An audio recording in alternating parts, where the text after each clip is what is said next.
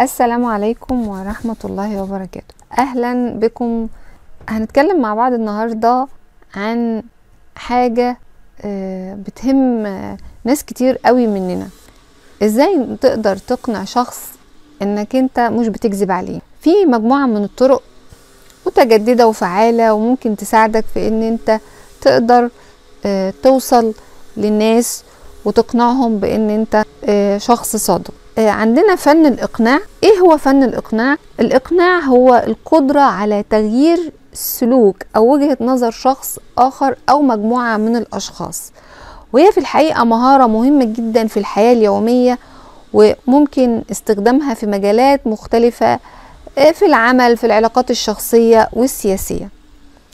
بيعتمد فن الإقناع على مجموعة من العوامل. أول حاجة هي المحتوى، يعني الموضوع اللي انت بتتكلم فيه، الموضوع اللي انت بتقدمه لابد ان هو يكون مقنع وفي حقائق، يعني الموضوع يكون في مجموعة من الحقائق، الأرقام، يكون في حاجات موثقة. المحتوى اللي حضرتك بتقدمه للمحيطين بيك. تاني حاجة الأسلوب.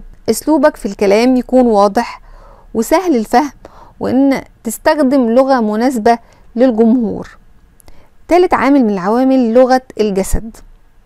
لغة الجسد من الحاجات المهمة جدا اللي بتقدر توصل الرسائل الصدق في حوارك للآخرين.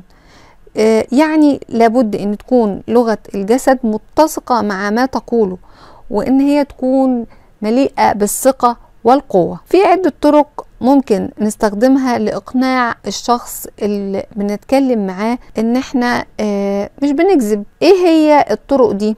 اول حاجة ان دايما تكون حريص على ان تكون صادق في كلامك، لان من اهم طرق الإقناع انك ما تكذبش ابدا، لان لو كذبت مرة على الاشخاص اللي انت بتتكلم معاهم فهيكون دايما هم بالنسبة لهم كلامك موضع شك. تاني حاجة انك تقدم ادلة تدعم كلامك، يعني دايما يكون كلامك في اقوالك، في افعالك، يكون مدعومة بالمستندات، مثلا وليكن صور، شهود، مستندات. انك تتحدث مع الاخرين بشكل واضح وصريح، لان التحدث بوضوح وبصراحة بيخلي ان انت تكسب ثقة الآخرين، وبيجعل الأشخاص الآخرين من السهل جدا إن هم يقدروا يفهموك ويصدقوك. من الطرق دي أيضا عدم المبالغة أو التقليل من شأن الأشياء. يعني إيه إنك ما تبالغش؟ يعني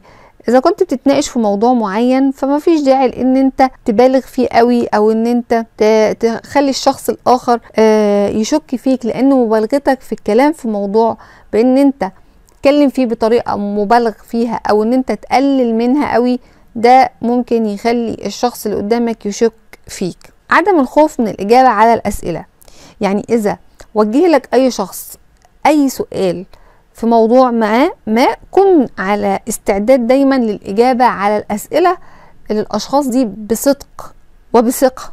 مفيش داعي إن احنا نتصرف بشكل دفاعي. يعني إذا واجهك شخص بشيء ما فحاول ان انت تكون هادي وما تتصرفش بشكل دفاعي. بالاضافة لان الطرق دي في مجموعة من الطرق العامة اللي ممكن نستخدمها لاقناع الاشخاص بان احنا مش بنكذب في مواقف معينة. على سبيل المثال، مثلا لو كنت بتحاول ان انت تقنع شخص ان هو شخص معين صعب التصديق، يمكنك ان انت تحاول تبني الاول ثقة معاه، يعني تبني جدار من الثقة بينك وبين الشخص ده، تهتم بمشاعره. ان انت كمان ممكن ان انت تستخدم لغة الجسد الإيجابية مثل الابتسامة، فتح الذراعين، تكون هادي وواثق من نفسك وانت بتتكلم، نبرة صوتك ما تبقاش مرتفعة، تكون واضح ومختصر. دي مجموعة الطرق والعوامل اللي ممكن تساعدنا عشان احنا نتكلم مع الاشخاص بطريقة توصلنا لان هم يثقوا في كلامنا، او ان هو يقول ان انت شخص مش بتكذب عليه. يا رب نكون في نهاية حلقتنا النهاردة قدرنا ان احنا نوصل لحضراتكم معلومة مفيدة. منتظرة دعم حضراتكم باللايك والشير والاشتراك في القناة، وانتظروا مني كل جديد.